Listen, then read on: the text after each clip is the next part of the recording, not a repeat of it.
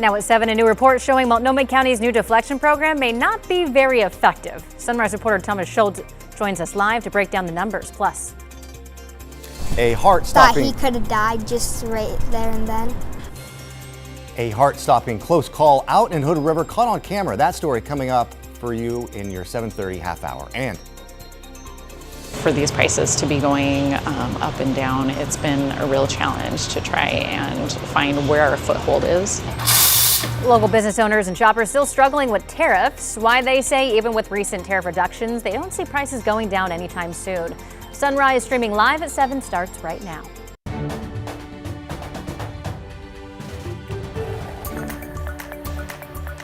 Good morning, and thank you for joining us live at 7 o'clock. I'm China Green. And I'm Joe Ranieri, filling in today for Drew Carney. Rod Hill and Chris McGinnis are standing by for a look at your weather and the traffic. Yeah, chilly start. The coldest overnight temps turned out to be back between about 2 o'clock or so in the AM mornings. And then we had a little dip between 4 and 5, and now we're already starting to come back up because cloudiness is coming in from the west. We've had reports of freezing temps. We've seen or had report of some light frost out there as well. But Beaverton, for example, was down to 33, now up to 36. Get increasing clouds coming in, bumping temps up. Downtown Portland is now up to 41 after being in the 30s. Salem was near freezing, now up to 34 degrees. 38 degrees is the number in Silverton. Certainly a chilly start out there, no doubt about it. Pretty good visibility, though, in more spots than not. There's our state capitol this morning with some breaks in the cloud cover and that chilly 34-degree temperature. More of a cloudy scene over the Columbia and looking off to the east from the springs at the waterfront along the Vancouver waterfront there. You can see the interstate bridge. Temperatures generally in the 30s. Some areas are now up to 40, 42, but most of you are still in the 30s. We had at least one frosty spot, so it's a big coat morning for the kids. And it won't get that warm today. A lot of clouds will still be in the 40s for outdoor recess. They'll need a warm jacket for that. And then we will try to get up to about 50 or 52 later today. Here's Chris. All right, the temps might be chilly, but the drive just heating up here. We'll show you the Banfield. That's down there. That's I-84 out near Providence Medical Center. The building's there that you see over on the left-hand side of that shot. I-84 right now is taking about 23 minutes or so to get in from Troutdale. So slowly creeping upwards here in the drive times. Up in Clark County, there's your I-5 South commute looking down at the Interstate Bridge, and that slowing actually starts right here at SR 500. Total trip to get you in from Main Street to the Fremont Bridge now is up to about 21 minutes at last check. Again, that's Main Street south to I-405. Joe? Thanks, Chris. A new Multnomah County report shows big problems for the county's deflection center. Very few people are actually using it. The center was created last year so people in possession of drugs could get treatment instead of going to jail. The Sunrise reporter Thomas Schultz joins us from the Southeast Portland Center. Thomas, what are the county commissioners saying about this report? Yeah, well, look, guys, to say they're disappointed by the latest numbers would be an understatement. County commissioners want to see improvement, and they want to see it fast, too. This center first opened back in October of last year to be a place where people caught with drugs could receive treatment instead of jail time. This came after the state recriminalized illegal drug use. Though in its first year, law enforcement only referred 520 people here. That's less than 2 a day. And here's where it gets really bleak. Only 113 people actually completed the deflection program, meaning they used a service like a shelter or a sobering center offered to them.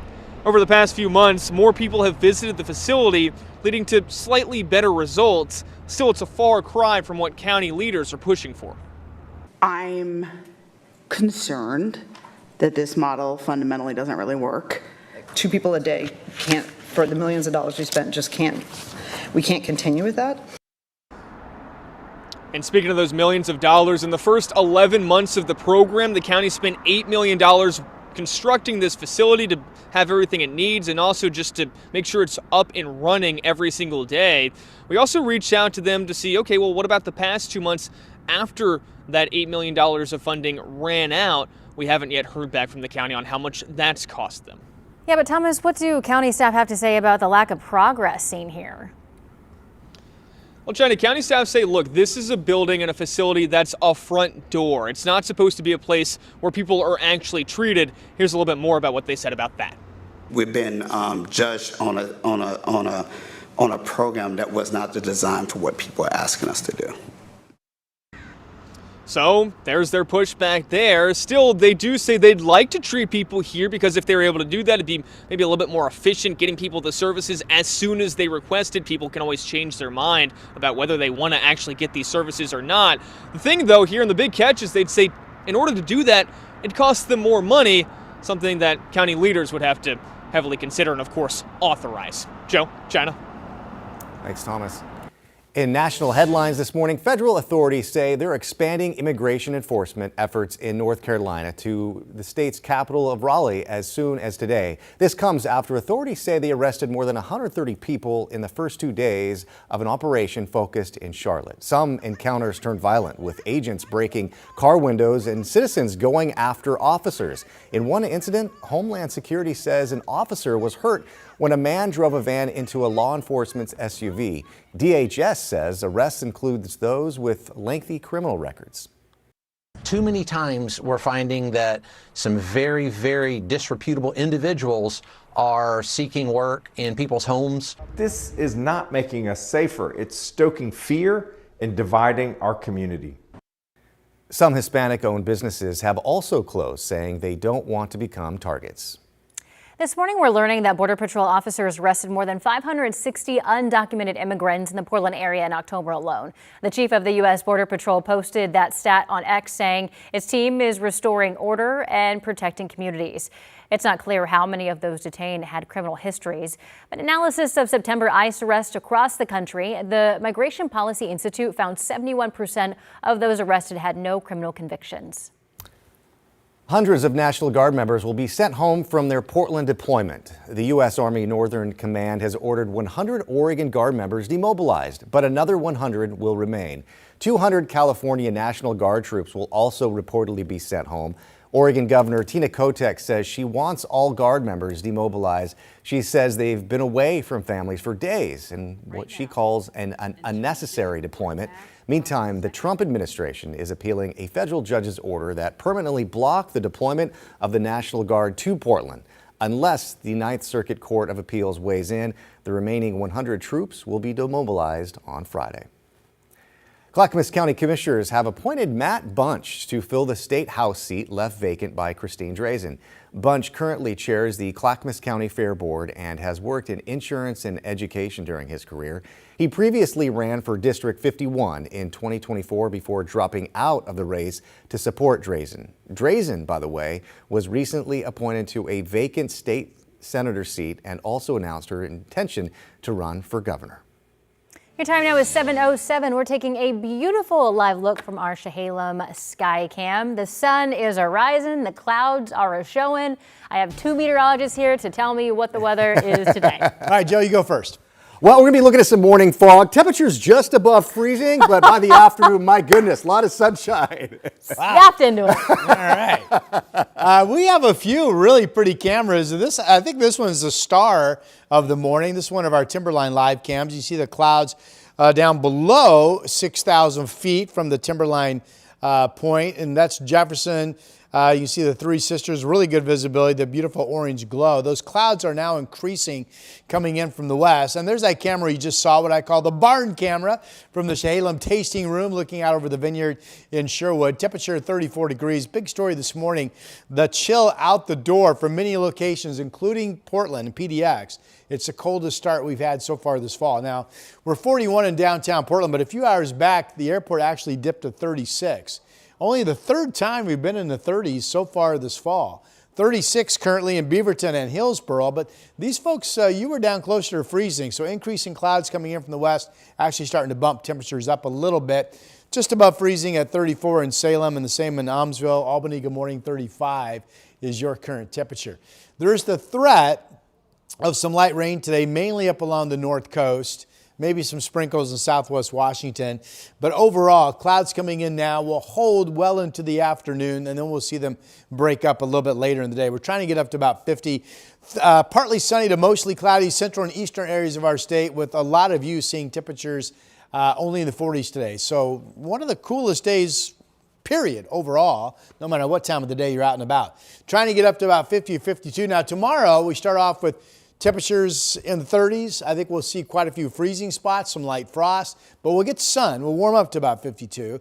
Then we have some showers Thursday. May not be much rain, and a shower threat on Friday. That may not be much either. The weekend right now looks pretty good. The highest confidence for dry weather is Saturday over Sunday at this point. Here's Chris. Rod, thanks for that. Let's take you to West Lynn. There's I-205 right now near Willamette Falls Viewpoint. You can kind of see that low cloud deck that's been just hovering above the freeway there. We've been in and out of the fog on the south side of town, especially down towards Tualatin and Wilsonville this morning.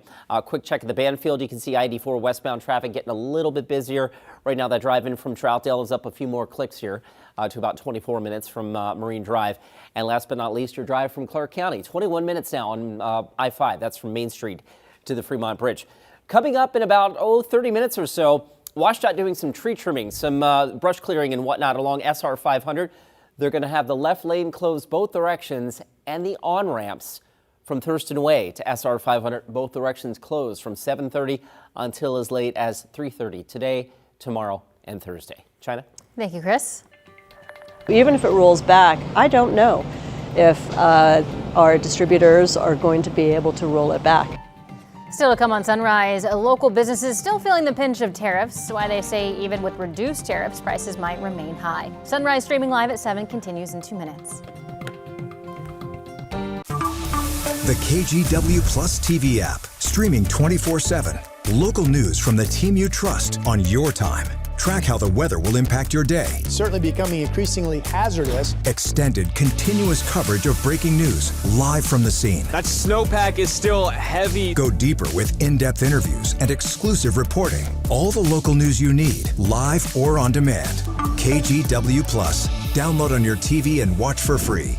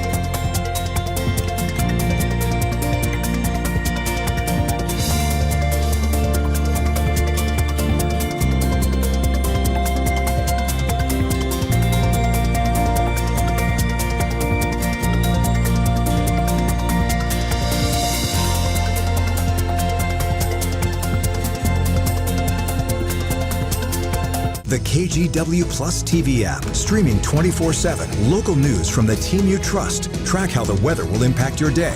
Breaking news live from the scene. All the local news you need. KGW Plus. Download on your TV and watch for free. On Weather Impact Alert Days, stay informed, prepared, and connected with KGW and KGW Plus. Coverage that alerts you to what's coming and how it will impact you. Watch extended weather coverage on KGW Plus.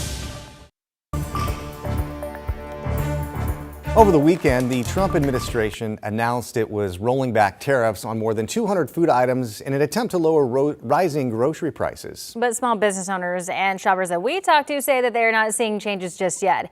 KGW's Libby Dowsett explains.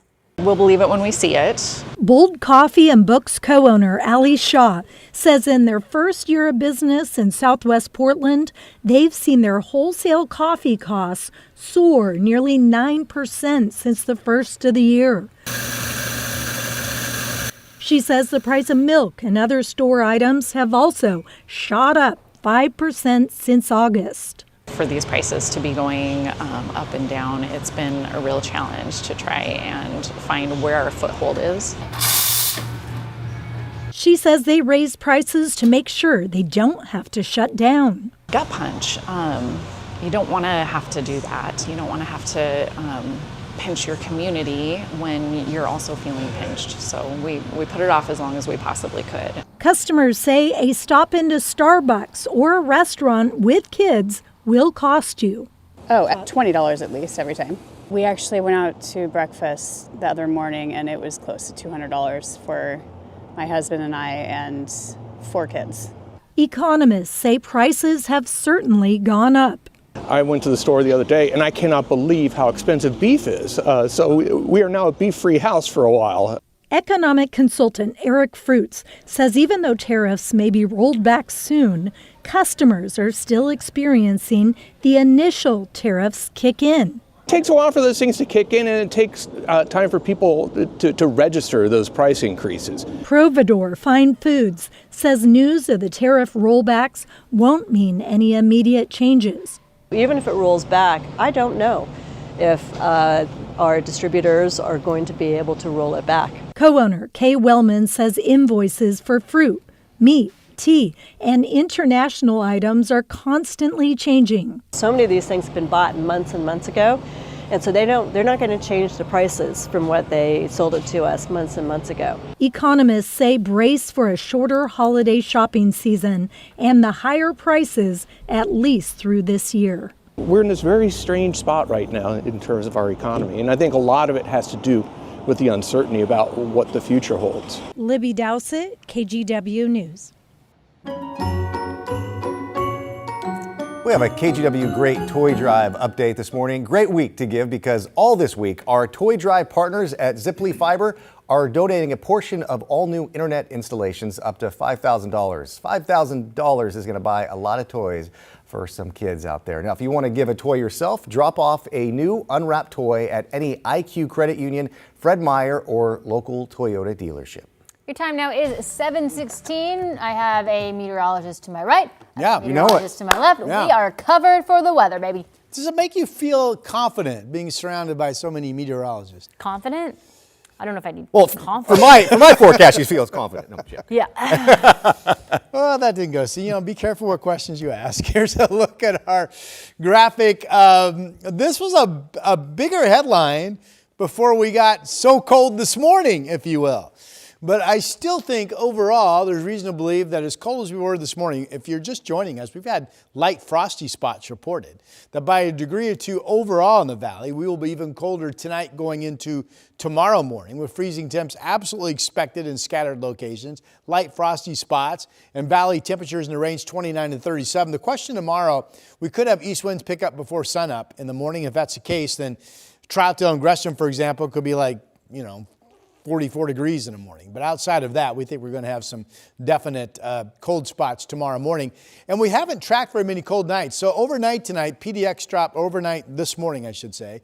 The airport dropped down to 36, coldest we've been so far this fall. And only the third morning that the airport has dropped below 40. So again, we haven't had much cold this fall. Weather Service has a freezing warning up. Now this is for, again, tonight into Wednesday morning. Coldest temps from Hood River out into Arlington, out through the gorge, expected to be in the upper 20s. So FYI on that. All right, here's Thursday's rain shower activity. Another system that's going to weaken as it approaches and drop a lot more rain into California and less for us. That's what we've been seeing lately. In the meantime, there's a weak little low right here that's going to come in and just kind of sit on top of us. It will keep a lot of clouds over our skies much of the day today and give us at least a chance of some showers. Now, radar is picking up some water droplets in the clouds, but so far, nobody reporting anything coming out of those clouds and reaching the ground. Futurecast, in fact, doesn't show that at all. It just shows a lot of clouds this morning, breaking up a little bit later today. Here's the cold night tonight. Could be some valley frosty fog in the morning. I think we get a good bit of sunshine tomorrow with any thicker clouds holding off. But overnight into Thursday morning, we start the chance of rain. But look how quickly this system breaks up. And in the afternoon, we get some sun breaks and actually go quite dry. Some pretty cameras this morning, including this one looking off to the west where clouds are coming in from the Reserve Vineyards and Golf Club out in Aloha. 39 degrees out there. That's up almost 5 degrees from your lowest point earlier this morning. Pioneer Park Building looking off to the east, getting some breaks in the cloud cover as well. 34 Salem, 31 now down in Eugene. Not much colder out east. Burns checking in at 27. All right, so mostly cloudy overall. The chance of some light showers mainly along the north coast. Light winds today getting up to about 52. Should have a lot of sun tomorrow after some early valley fog, and expect some frosty spots in the morning for Wednesday. The showers on Thursday, some but not a lot, and especially in the mornings looks to be the best chance right now. Weekend could still be dry. Here's Chris. Rod, thanks for that. We pick it up with a traffic alert near the St. John's Bridge. Photojournalist Eric Patterson on the scene here of what looks like at least 2 cars tangled up in this wreck. I have no information on any injuries at this point, but you can see as Eric pans out a little bit. Let me take you in from a different perspective here to show you that there's quite a bit of a backup now building on Bridge Avenue coming down from like Germantown Road, right? So all of that traffic funneling down towards the St. John's Bridge out of the West Hills, getting caught up in this little bit of a delay here. Again, we'll keep you posted on this. No word on the extent of any injuries at this point, but obviously a pinch point for the morning commute now. Over on the west side, that is a live look at the Sylvan Hill. Traffic, of course, building as we would expect. Up to 21 minutes now to get you in from Brookwood Parkway to the Vista Ridge Tunnel, and I-5 from Clark County, now a 22-minute ride from Main Street to the Fremont. Joe? Thanks, Chris. The House expected to vote later today to release the file on the Epstein investigation. Still to come on Sunrise, the latest on the push from President Trump, plus more of your national headlines when Sunrise streaming live at 7 continues. The KGW Plus TV app, streaming 24/7. Local news from the team you trust on your time. Track how the weather will impact your day. Certainly becoming increasingly hazardous. Extended, continuous coverage of breaking news live from the scene. That snowpack is still heavy. Go deeper with in-depth interviews and exclusive reporting. All the local news you need, live or on demand. KGW Plus. Download on your TV and watch for free.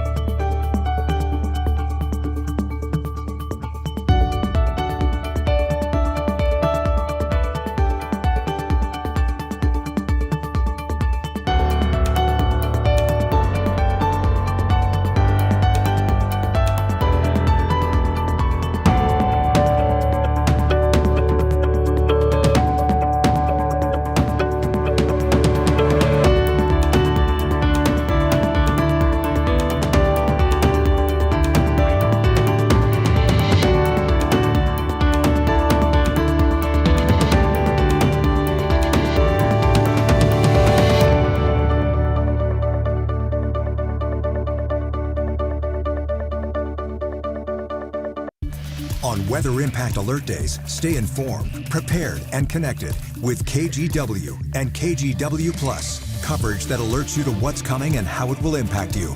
Watch extended weather coverage on KGW Plus. The KGW Plus TV app, streaming 24/7. Local news from the team you trust. Track how the weather will impact your day. Breaking news live from the scene. All the local news you need. KGW Plus. Download on your TV and watch for free. Later today, House lawmakers are expected to vote to force the release of the Justice Department's files on the Jeffrey Epstein investigation. NBC's Alice Barr has the latest. Today, a highly anticipated vote in the House set to compel the Justice Department to release its files on notorious sex offender Jeffrey Epstein. We have nothing to do with Epstein. After resisting the move for months, President Trump now urging Republicans to vote for the bill and saying he would sign it. They can do whatever they want. We'll give them everything. Sure, I would.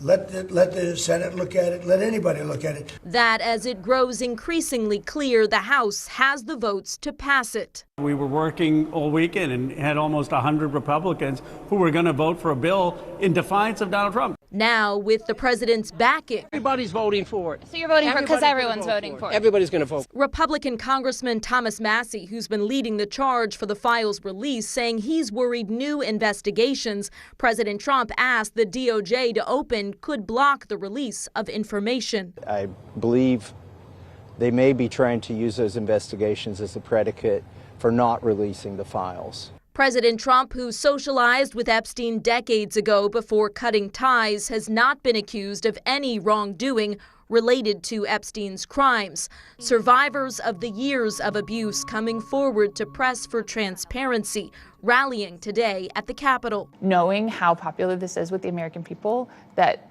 a tremendous amount of pressure placed on the government means things happen. Hoping for a major step on the long road to accountability. In Washington, Alice Barr, NBC News.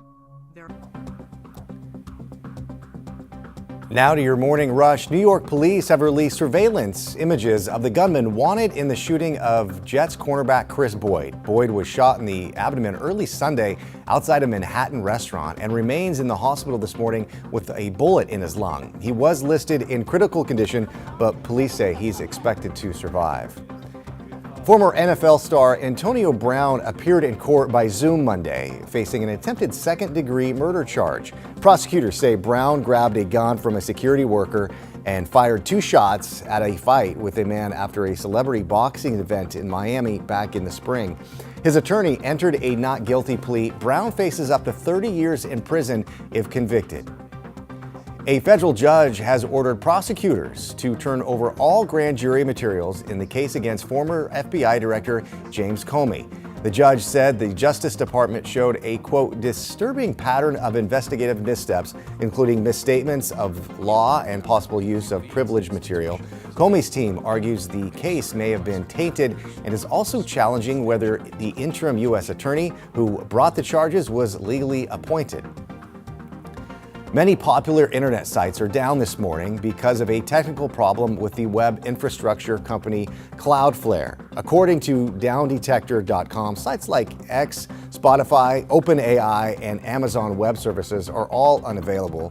Cloudflare says it's identified the issue and is working to bring services back online. And that is a look at your morning rush. Coming up in our next half hour, the man who tried to shut off a plane's engine in the middle of a flight full of passengers won't go back to jail. Sunrise reporter Thomas Schultz joins us live with the update. Plus, definitely scared the crap out of me. A heart-stopping close call caught on camera. We'll hear from the boys and their mother about what happened coming up in our next half hour. The KGW Plus TV app, streaming 24/7. Local news from the team you trust. Track how the weather will impact your day. Breaking news live from the scene. All the local news you need. KGW Plus. Download on your TV and watch for free. On Weather Impact Alert Days, stay informed, prepared, and connected with KGW and KGW Plus. Coverage that alerts you to what's coming and how it will impact you. Watch extended weather coverage on KGW Plus.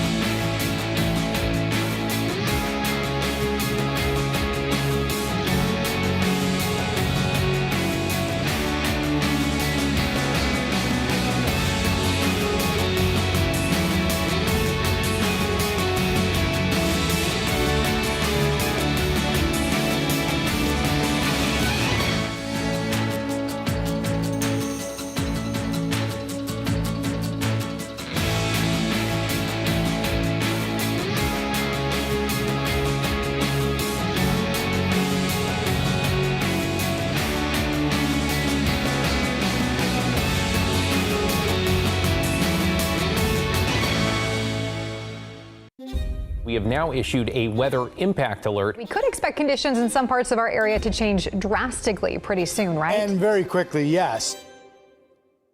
This is significant rainfall coming our way. You'll definitely want to be extra cautious. Certainly becoming increasingly hazardous.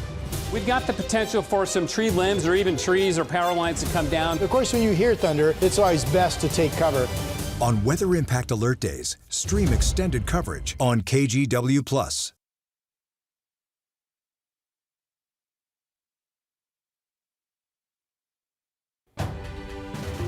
We are coming up on 7:29 on your Tuesday morning drive. I start off with a pair of traffic alerts. First, in Milwaukee, Highway 224, the Milwaukee Expressway is closed right now. ODOT is saying because of a crash near Southeast Harrison. So your traffic solution around this right now is going to be Lake Road. We'll keep you posted on this one for sure.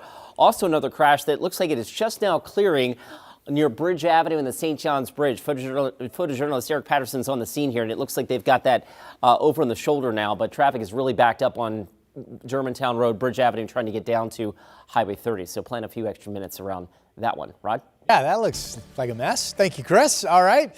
We have clouds increasing from the west right now. So we're looking off to the west from Lincoln City in our Snook Winds Casino Resort camera. It's all dry. Here is the Vancouver, the Springs to the waterfront camera looking out to the east, and there's some brightness, but we are you can see the clouds. They're coming in this way. So we're in the process of losing the little bit of early morning sun that we had. A lot of cloud cover today, 39 currently. We'll try to get up to about 50 degrees for high temperature. Winds will be light.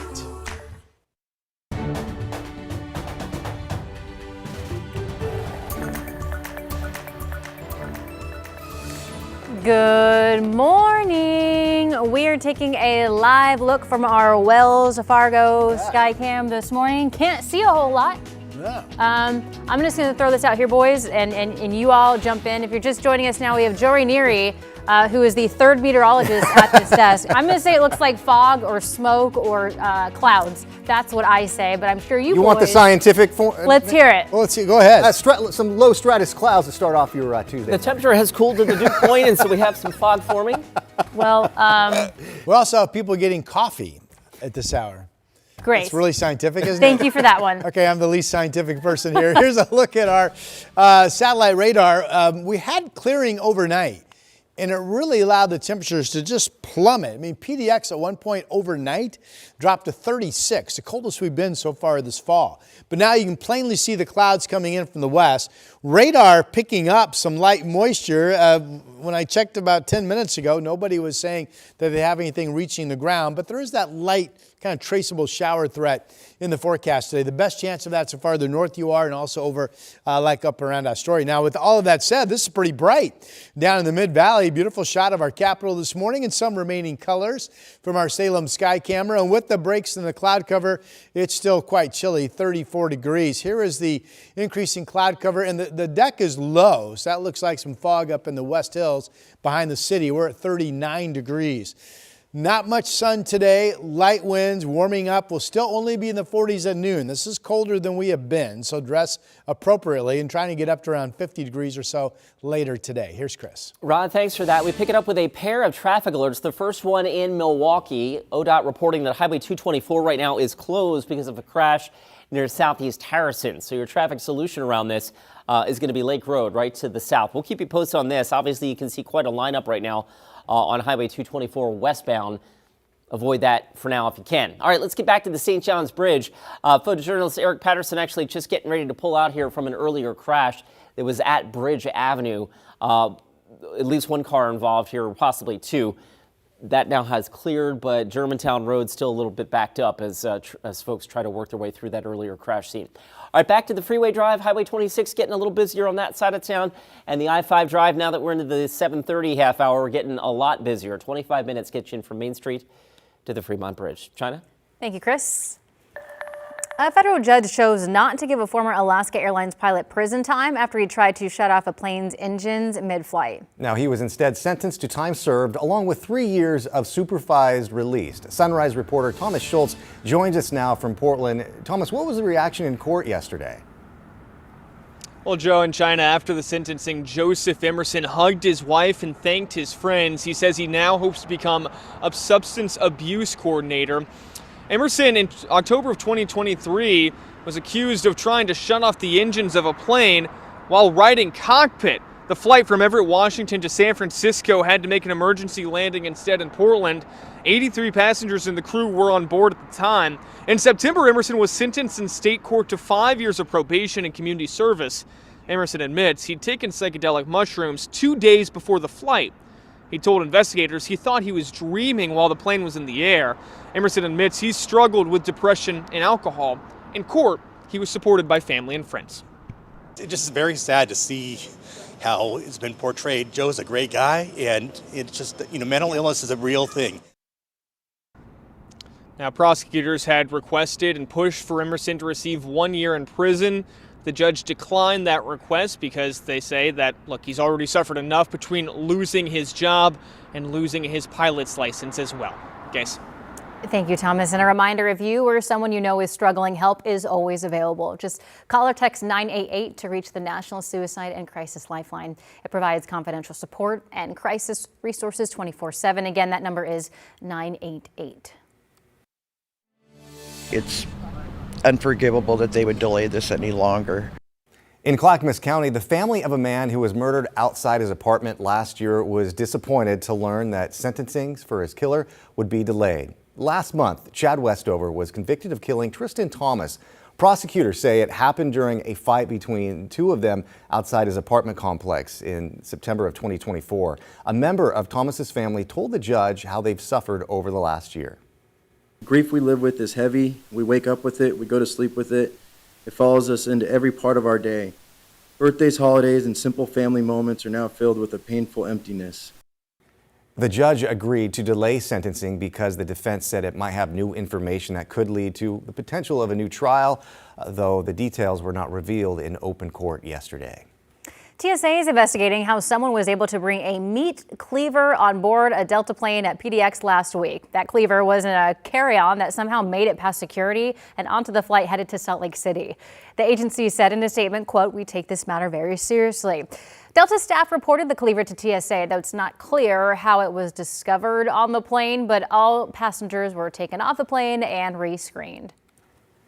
Firefighters in Hillsborough responded to a garage fire just after 10 yesterday morning near Southeast Patterson Street after neighbors reported heavy smoke and heard explosions. Crews arrived to find the garage on fire and quickly put out the flames. The explosions were later determined to be a small propane tanks inside the garage. No one was inside the home and no injuries were reported. The cause of the fire is under investigation. A 6-year-old boy is lucky to be safe this morning after he was hit by a car in a crosswalk in Hood River. Now, we want to warn you that the video that you're about to see of the incident may be tough for some of you to watch, though it's important to note that the boy is okay. Catherine Cook has the story. The 6-year-old was crossing the street with family when he was hit. His mom is very thankful he's okay and hopes other drivers realize how important it is to slow down. This crosswalk will never look the same to 6-year-old DeAndre. Very scary. Or his 10-year-old brother, Zeke. Very good. How much do you love your little brother? To the world. On Sunday afternoon, the boys and a friend were crossing here at Cascade and 20th and Hood River when suddenly a car zipped through the crosswalk and hit DeAndre. Scary. Thought he could have died just right there and then. Fortunately, DeAndre made it through with just minor injuries. Definitely scared the crap out of me. The boy's mom, Zoe, couldn't believe the video, which Hood River police shared with the public.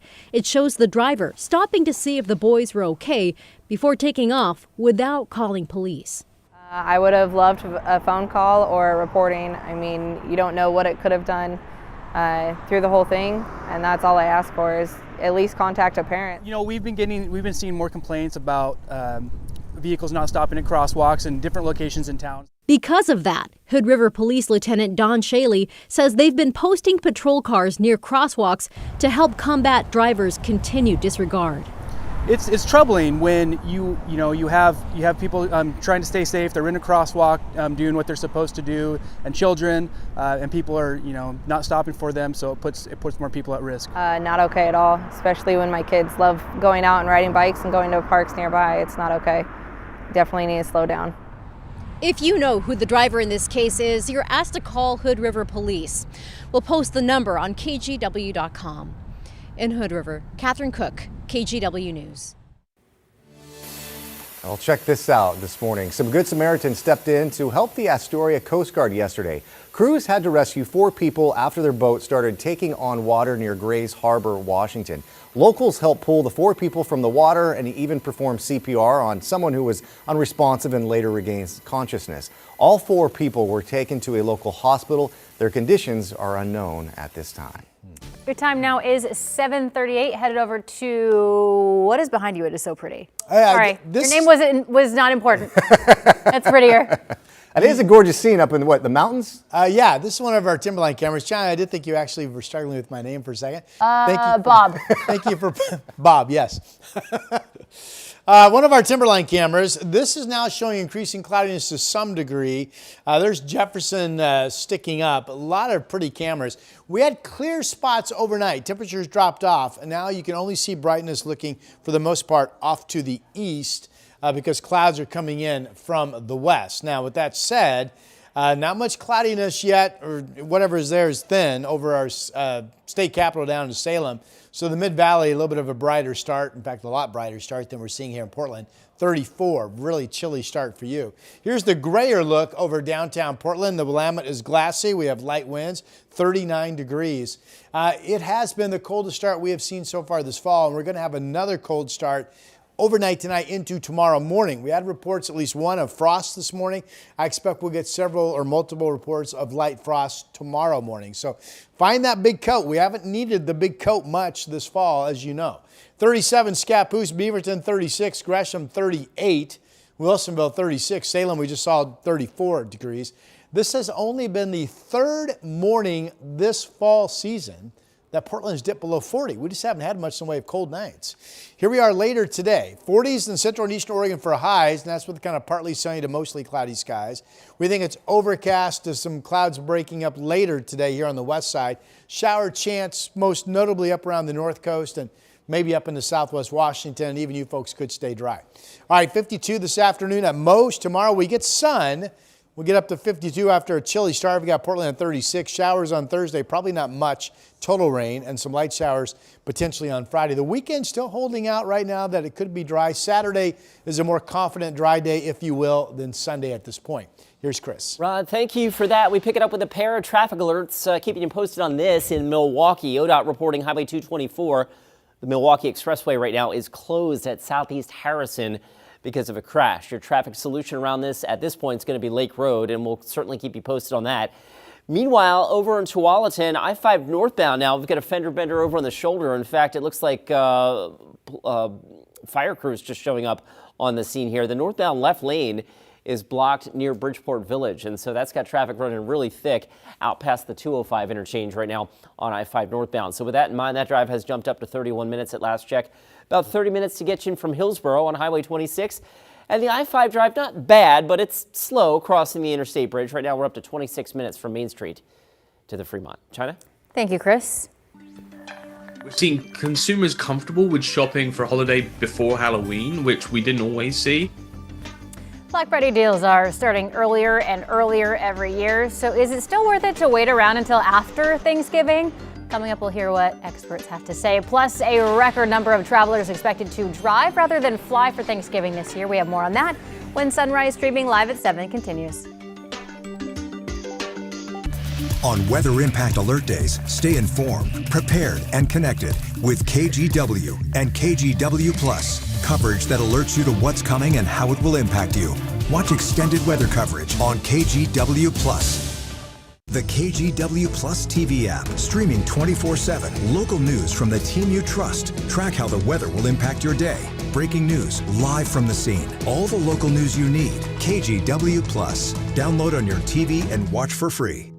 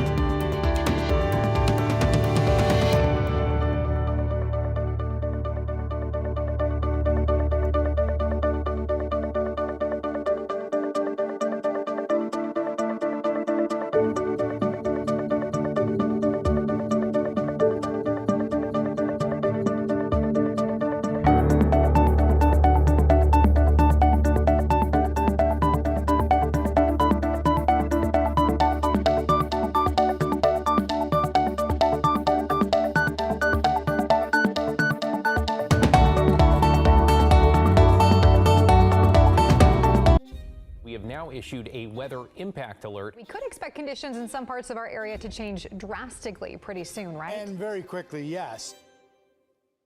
This is significant rainfall coming our way. You'll definitely want to be extra cautious. Certainly becoming increasingly hazardous. We've got the potential for some tree limbs or even trees or power lines to come down. Of course, when you hear thunder, it's always best to take cover.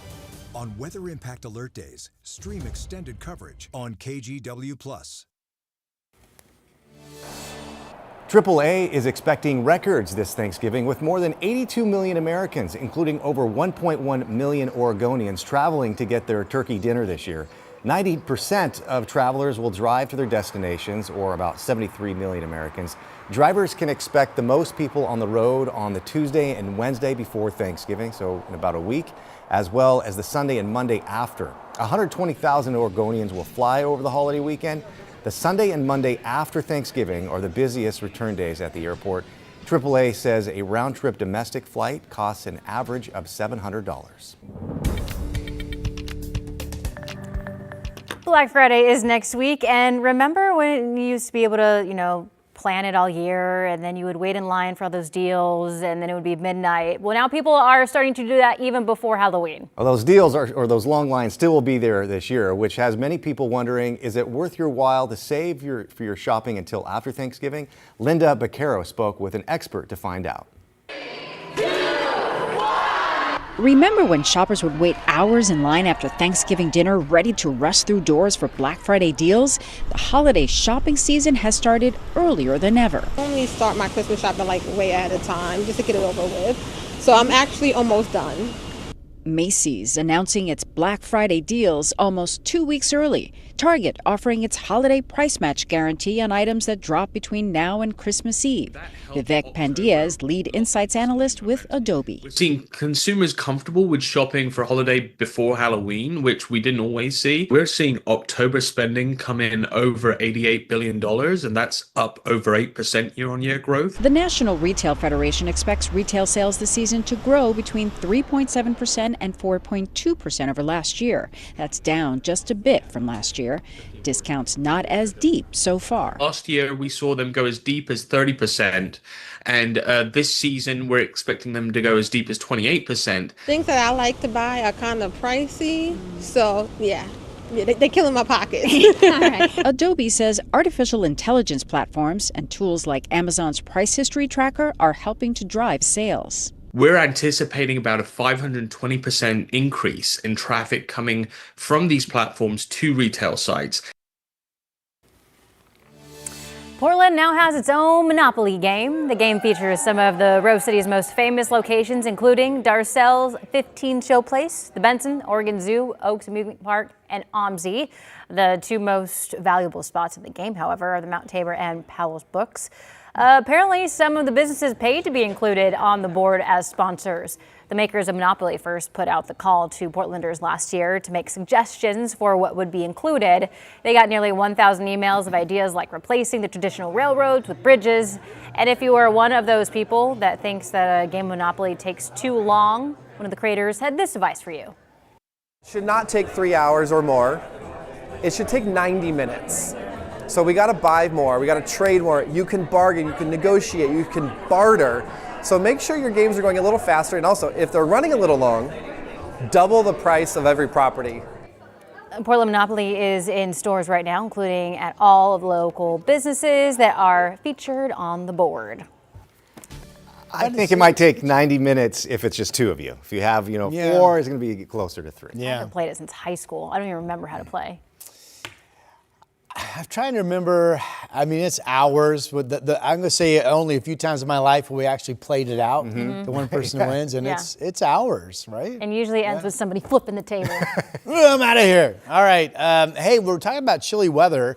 We've had reports of, at least one report, of a frosty spot this morning. We had multiple areas of the valley right down close to 32 degrees for lows this morning. Coldest we've been so far this fall. And I mentioned this, it's kind of surprising to say, only the third time this fall season that PDX has dipped below 40. We just haven't had that much chilly weather, right? The Weather Service has a freeze warning up now. This is for tonight into Wednesday morning. From Hood River through Arlington, upper 20s could be found in the particular region there through the Columbia River Gorge. We have cloudiness coming in from the west right now, which has actually bumped temperatures up a few degrees. It's funny because clouds on the one hand, if you're really clear and cold, when clouds come in, temperature goes up. But of course, on the flip side, with the clouds up top, it does limit your daytime warming somewhat. There's a weak system right here. We might get some traceable showers. Best chance of that's the north coast.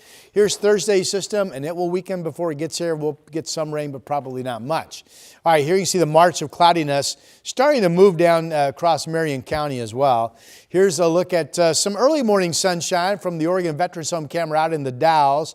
But I tell you what, I don't know what's going on with the temperature out there. That's the airport location, and it's been not reporting more than it has been reporting for about a month now. Here's the look at the Reserve Vineyards and Golf Club out in Aloha. Boy, that's really deepened the darkness there with the clouds rolling in from the west. Temperatures up to 39. At one point, you folks were pretty close to 32 this morning. 34 in Salem still, 32 in Eugene. Again, signs of the cold weather, 39 in Bend.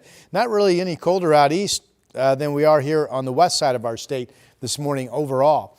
The coast, again, the north coast has the best chance to see any moisture at all today, even sprinkles. Temperatures getting up into the low to mid 50s at most. Valley forecast, mostly cloudy, a cooler day today, doing well to get up to 50 or 52. Notice the lows tonight. Absolutely expecting many spots to be down to 32 degrees with frosty conditions to start your Wednesday. Southwest Washington, a similar forecast. There's more of a reasonable chance of maybe a trace of rain up this direction, especially north of Vancouver today. 7-day forecast. I think we get a good bit of sunshine tomorrow after some what could be frosty fog to start. 52 today and tomorrow. We have showers Thursday. First wave of rain showers coming in the morning, but probably a lot of dry time overall. Friday, a light shower threat. The weekend, we're holding on to a dry forecast right now. And the Sunday is the one day we could lose. I would say confidence is pretty high at this point that Saturday will be dry. Here's Chris. Ron, thanks for that. I want to get you back to that traffic alert in Milwaukee. The update from ODOT is that traffic is moving again on Highway 224 near Southeast Harrison. However, there still appears to be an emergency response around the area, so just give them some space. A reminder, by the way, when you're on the freeway and you come up on an emergency situation like police, fire, medical, or whatnot, you are required to slow down and or move over. That's part of the move over law, and it's obviously required for safety of those attending crash scenes like this one. This is down in Tualatin, I-5 northbound, actually approaching Bridgeport Village. That's been cleared to the shoulder, but the northbound I-5 commute is pretty slow all the way back past 205 right now. So with that in mind, if you're about to hit the road in Wilsonville and head north, you got about a 36-minute ride to get into downtown. Highway 26 from Hillsborough, now about 30 minutes as the slowing really kicks in here around Murray Boulevard all the way in to the Vista Ridge Tunnel. Thanks, Chris. We have a lot of cities that would love to have it number one, and we'll do it very safely. President Trump calling into question Seattle's ability to safely host the World Cup games. Coming up, what locals had to say. Sunrise streaming live at 7 continues in just 2 minutes.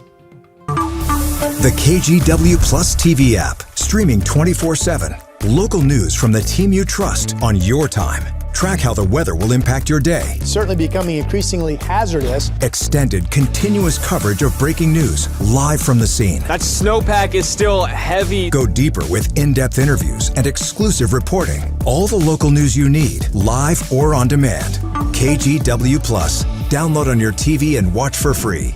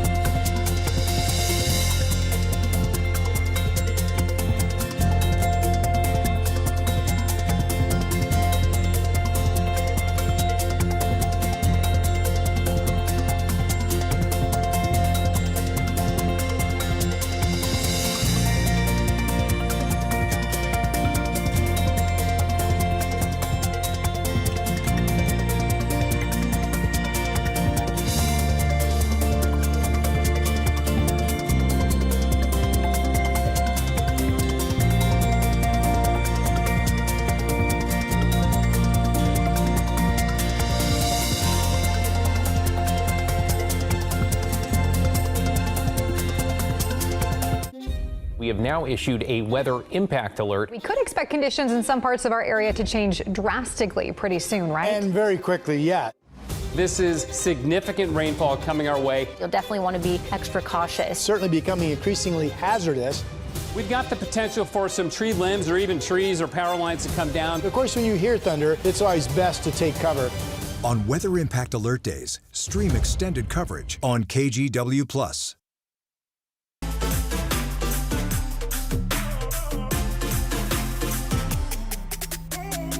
President Trump is once again taking shots at the city of Seattle, raising concerns about the city's ability to safely host the World Cup games slated for next summer. The president made the comment during a meeting yesterday with the White House task force for the World Cup. Sebastian Robinson with our sister station Seattle has the latest.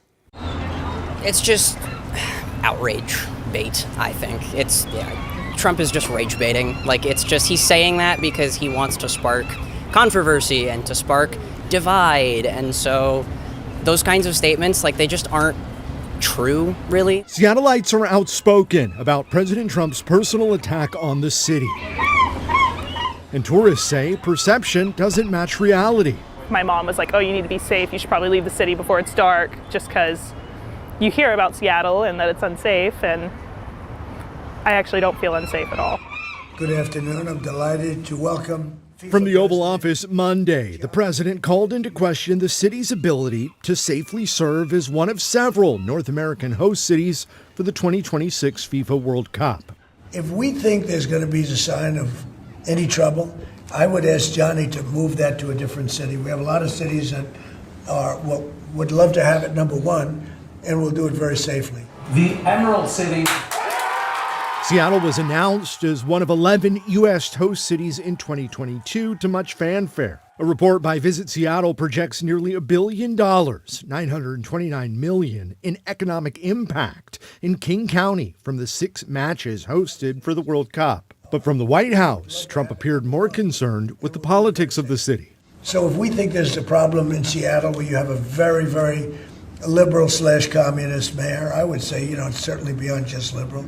I watched her over the weekend. Wow, that's another beauty we got there. Meanwhile, FIFA, the organizing body behind the Cup, says they're working closely with host cities and law enforcement and remain confident in their planning and coordination in advance of next summer's matches. KGW Sunrise continues live on KGW+, and coming up at 8, millions of dollars went into Multnomah County's deflection center, and a report shows very few people are using it. We'll take a closer look. And tribal leaders in Washington say ICE is looking to house detainees in tribal facilities. That story and